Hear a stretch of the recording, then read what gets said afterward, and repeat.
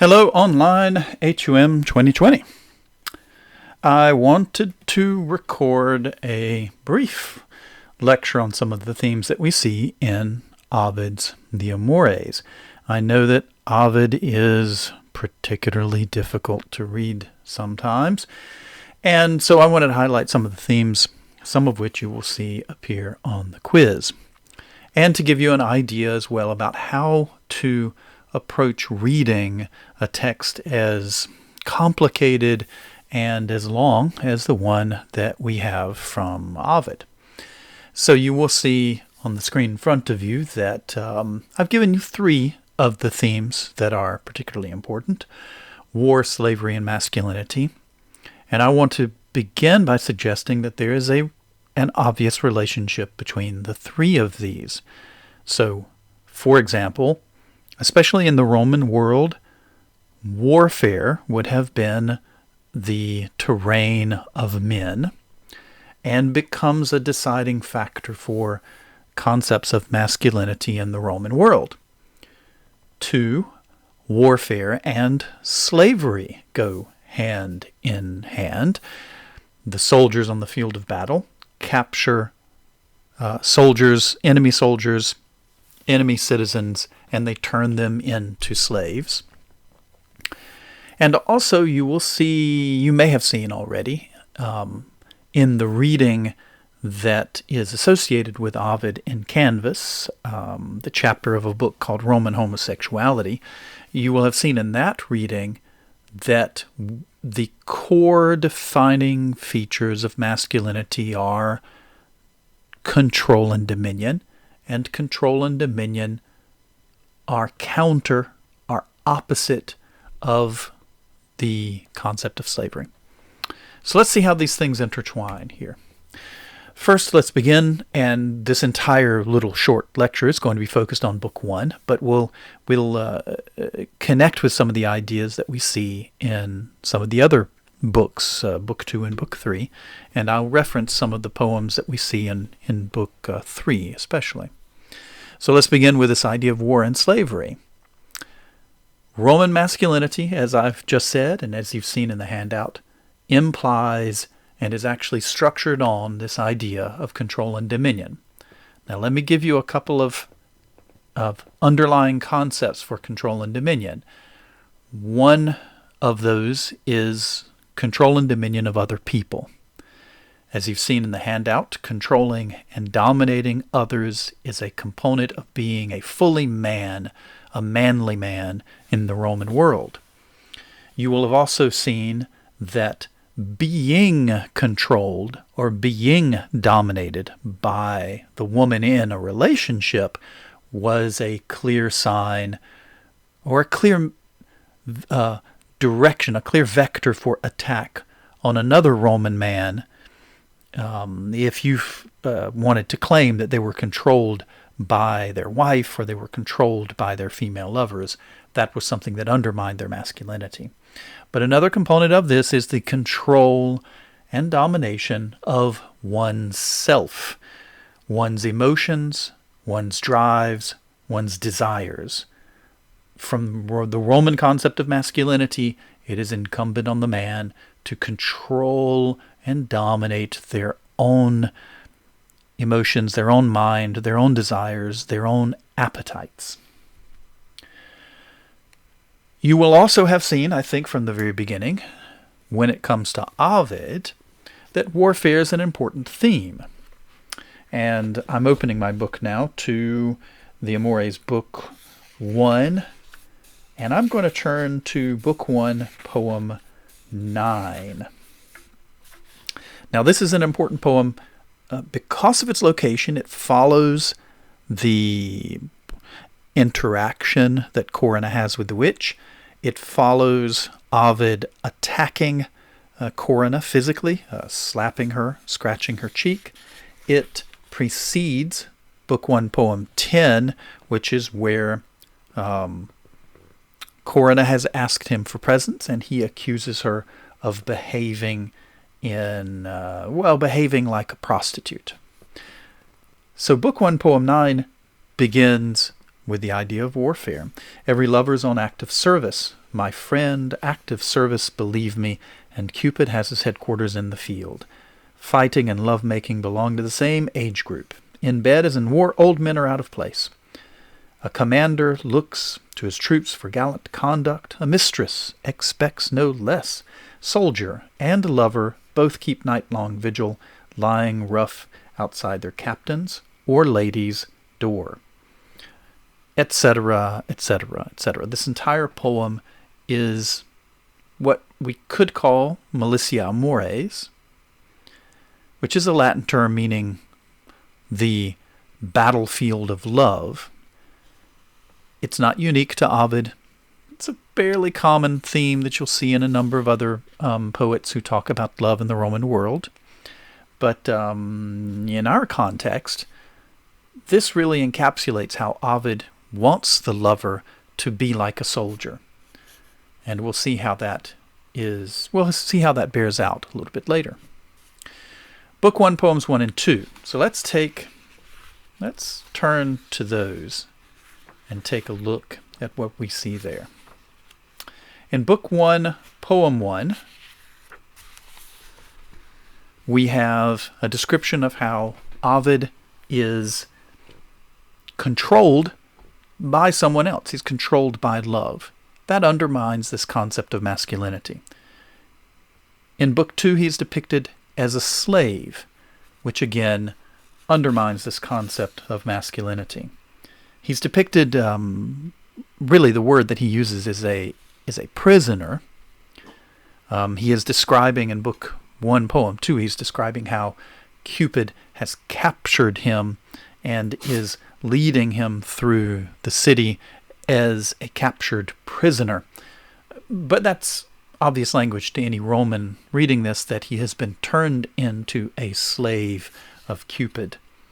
Being a slave is contrary to being fully masculine. So this is opening up a theme that I think Ovid wants to address, or wants to address from a satirical, sarcastic point of view, and that is that it would appear, if we stick to this idea of control and dominion as the real defining characteristics of masculinity, that no fully masculine man can be in love, which would be ridiculous. Certainly from Ovid's point of view, that would be ridiculous. So let's look at Book 1, Poem 1, and let's talk about the imagery. A very straightforward image here that I think is quite wonderful from Ovid, and that is that love has wounded him, and he shows that by showing that love has wounded his poetry. So what he wanted to begin with was an epic poem. An epic poem is a poetry about warfare. It's poetry about heroes and their activity. So he wanted to write this epic, but Cupid comes along, makes him fall in love, and changes his poem. And the poetry is changed as far as the ideas that are involved, but it's also changed as far as the form that is used. Epic poetry is composed using hexameters, meaning that each line of poetry has 6 syllables, almost like beats in that line of poetry. And then you move to the next line and you have 6 syllables, etc. That is the standard formulation of an epic poem. Now, an elegy is constructed differently. Not necessarily as he describes it. It doesn't always have to be this way, but it is different. You do not use hexameters because of the feeling that that form has. Think about this, that the hexameter with its regular beating movement feels almost like the boots of the soldiers marching into battle. This regular sort of form, and that is appropriate for an epic poem. Whereas poetry about love doesn't need that rhythmic quality. It has a different quality, And interestingly, or the way Ovid formulates it, it is as though it is sort of limping along. Love has wounded the poet, love has wounded the poetry. He also mentions in this description here that Cupid is upsetting the normal functioning of the world. He says right around line 6, we poets come under the muses. We're not in your mob. What if Venus took over the weapons of blonde Minerva, while blonde Minerva began fanning passion's flames? Who'd stand for Our Lady of Wheatfields looking after rides and forests? Who'd trust the virgin huntress to safeguard crops? Imagine long-haired Apollo on parade with a pikestaff while the war god fumbled tunes with Apollo's lyre. He is saying that gods have functions, and you wouldn't ask the gods to do someone else's job. They have their own job, and it would be ridiculous to have this mixed up. And he's applying it to Cupid as being someone to inspire poetry. Normally, as he points out, the inspiration for poetry, the inspiration for the arts, is supposed to be the muses, not Cupid. But everything's out of order in the way this is set up. Apologies if you can hear my dog barking here.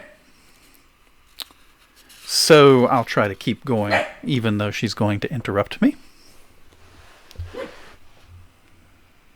Anyway, so now let's talk about the martial epic. The poems about warfare are, this is another theme that seems to pop up here, that these martial epics or poems about warfare, the thing that Ovid initially wanted to write, do not seem to be any sort of competition for Cupid, implying that war itself may be no competition for Cupid. And that sets up this continual compare and contrast between love and war that's going to be reflected in a number of these poems. An important theme. Cupid seems to make everyone, at least from Ovid's point of view, stop what it is that they are doing, converts them into being lovers, even if it's against their will. And this would include gods, at least according to some of the myths about the gods. Cupid has power over them, suggesting, as I have here, this large-scale compare-contrast between the power of the representative of Cupid. In this case, that would be Ovid the poet, as opposed to the power of the representative of war. In this case, that would be the soldier, especially the soldier that appears in Book 3, Poem 8. So let's look at Book 1, Poem 2. Begins, of course, continuing this principle, continuing this idea similar to what I was just talking about, and that is that love is something that cannot be controlled. The lover is a slave, as I've mentioned already, in contrast to that core concept of Roman masculinity, when he says, so I'm coming, this is on line 19, Book 1, Poem 2, line 19. So I'm coming clean, Cupid. Here I am, your latest victim, hands raised in surrender. Do what you like with me. No need for military action. I want terms, an armistice. You wouldn't look good defeating an unarmed foe. Put on a wreath of myrtle. Yoke up your mother's pigeons. Your stepfather himself will lend you a fine chariot. Mount it, drive in triumph through the cheering rabble, skillfully whipping your birds ahead, with your train of prisoners behind you, besotted youths and maidens, such pomp, such magnificence, your very own triumph. Prisoners in train behind Cupid, and Ovid is one of these prisoners. A prisoner is a slave, and I think we see an early representation of Ovid questioning this concept of masculinity, which grounds itself almost exclusively on this idea of controlling and dominating. He slips in this idea that's twofold. One, the lover is controlled, not in control. They are controlled by love. They're controlled by their desires, however we want to put it. As an extension of that, they are controlled by the beloved. As he's going to show over and over again, Corinna controls him. His desire for Corinna controls him. Second, this idea of being subject to love, being a slave to love, means that you are not in control of yourself. Your own emotions are not within your control from Ovid's point of view. Now, I'm not saying that that's universally true. I'm saying that that's Ovid's depiction of how love works, that he has no control over his emotions. So the idea of Roman masculinity about controlling your emotions is not within the power of one who is being controlled by love. So this brings up another interesting component of Book 1, Poem 2, and that is these last lines, where he is, 1, comparing Cupid to Bacchus.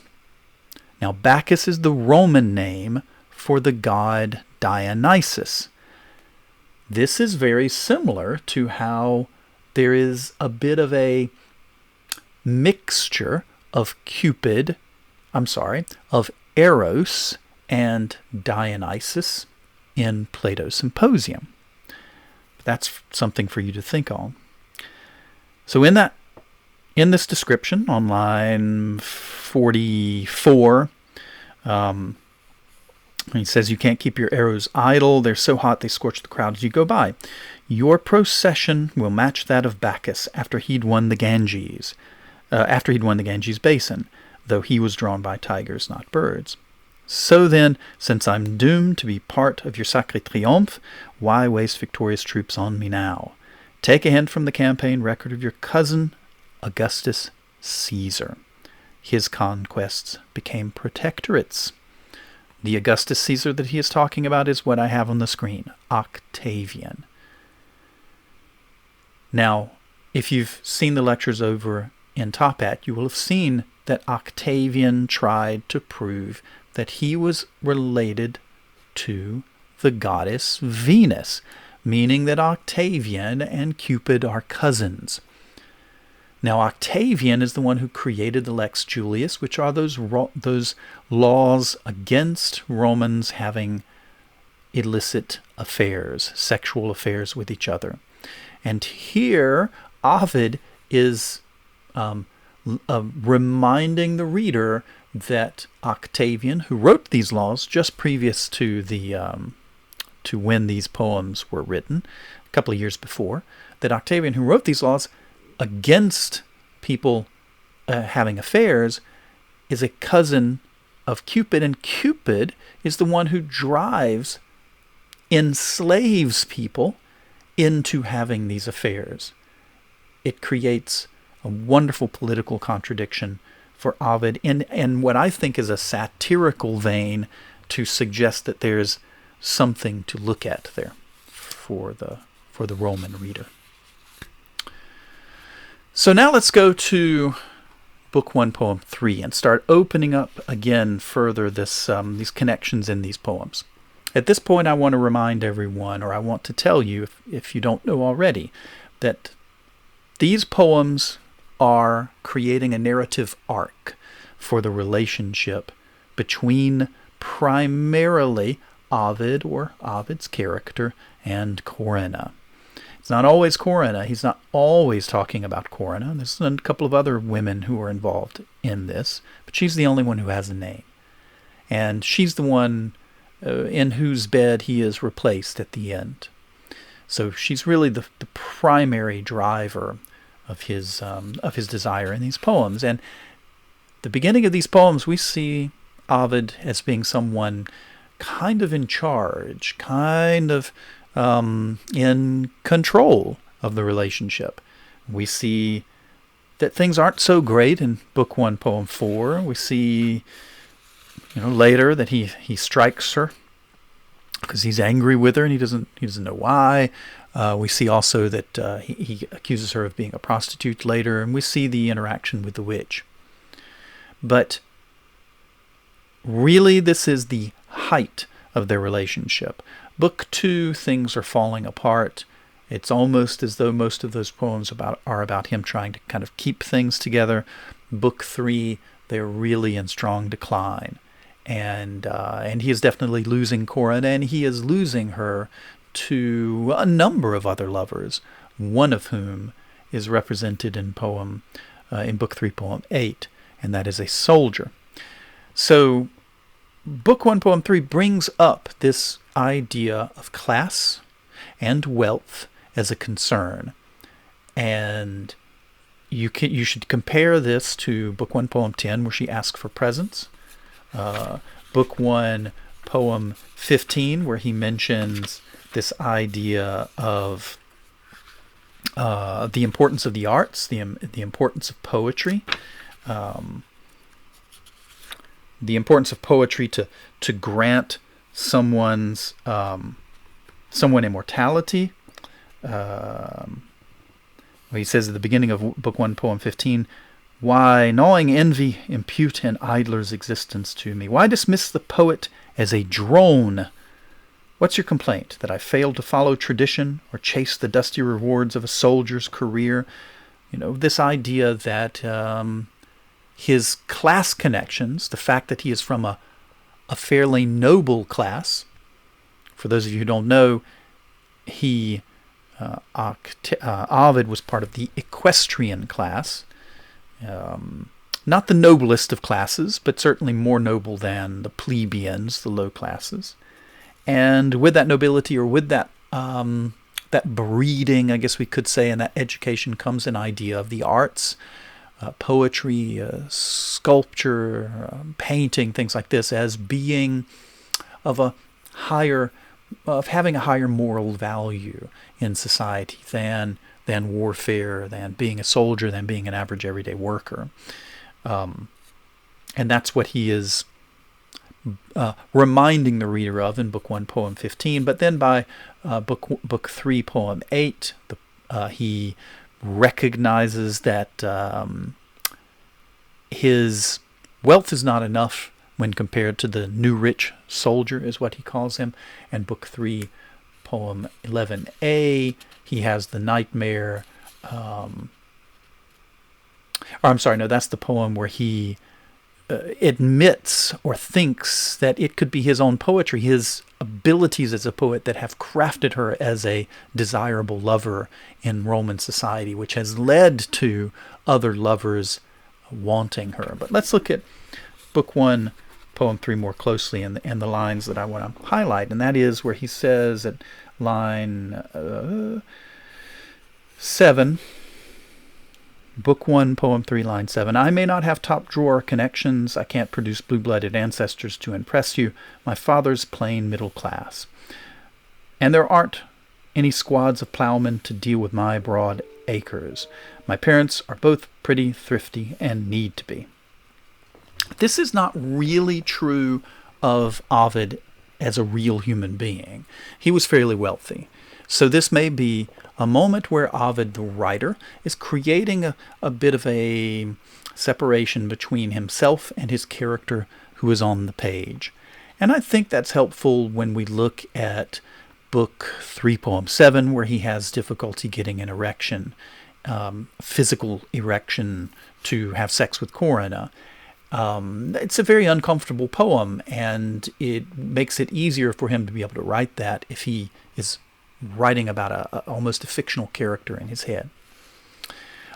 But it also, as I have mentioned, compares to 110, 115, 38, 311a, as setting up this theme of a kind of a relationship between these class markers of poetry writing and painting and the wealth of the arts, as opposed to the rawness of having money in Roman society.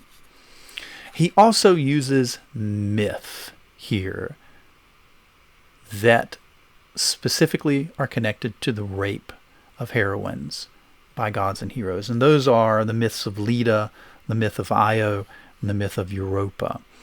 So I encourage you to go explore those on your own, but that theme of rape is a constant in all of his references to myth, most all of his references to myth throughout these poems. It's definitely a theme you should consider as you're reading. Now to the one of the more important poems in Book 1, I think, and that's the depiction of the witch. First of all, as a historical note, Romans, as I have here on the screen, were superstitious and regularly visited soothsayers, other people who would tell their future, many ways of doing that. But they were really looking for some direction in their lives so they can make decisions.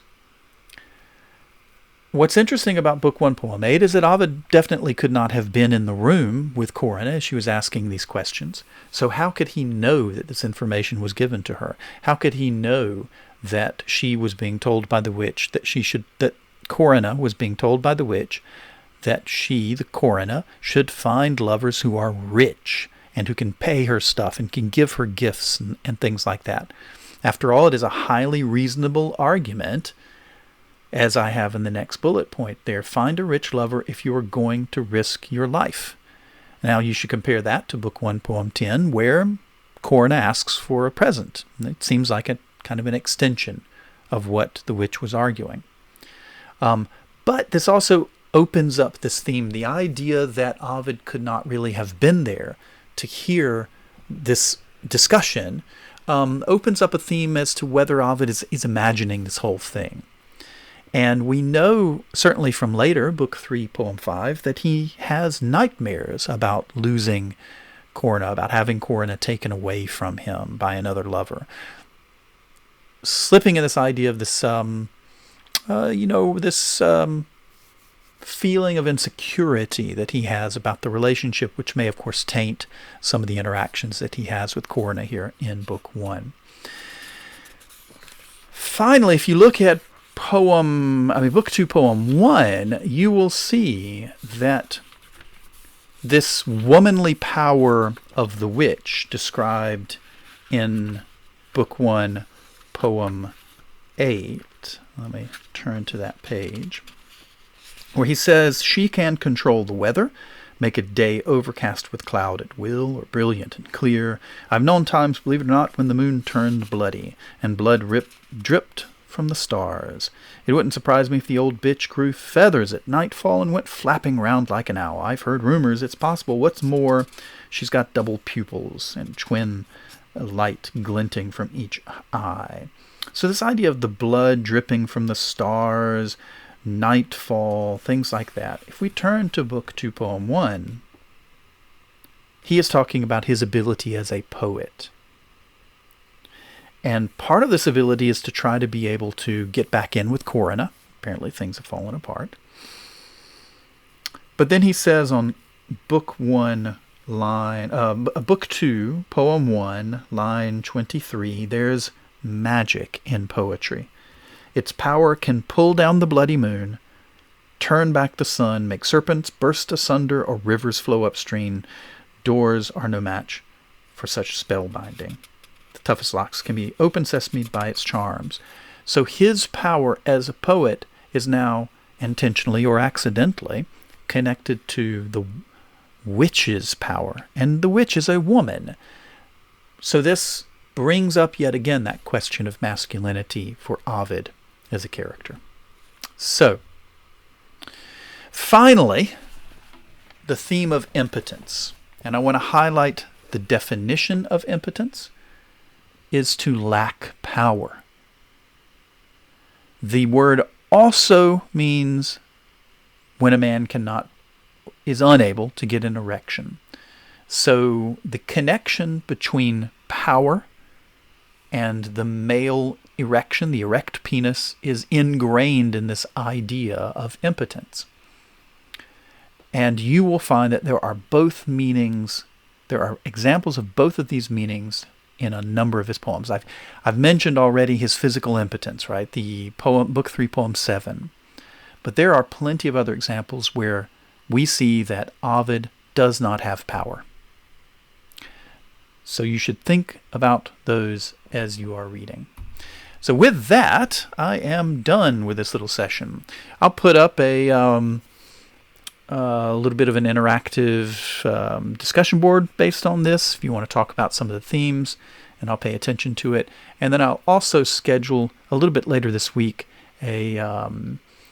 what's called a synchronous session, or a session where I will actually be in front of my computer in a Canvas hangout, a Canvas thingamajig, like a Zoom session, and you can feel free to step into that session if you have time. I'll send out a message letting everyone know when the time is, and if you can't, then I'll try to record it as well, so any discussion that may reveal anything about the book you'll have access to. So I hope you're enjoying Ovid, and I look forward to hearing more about it and reading more about what it is that you are finding.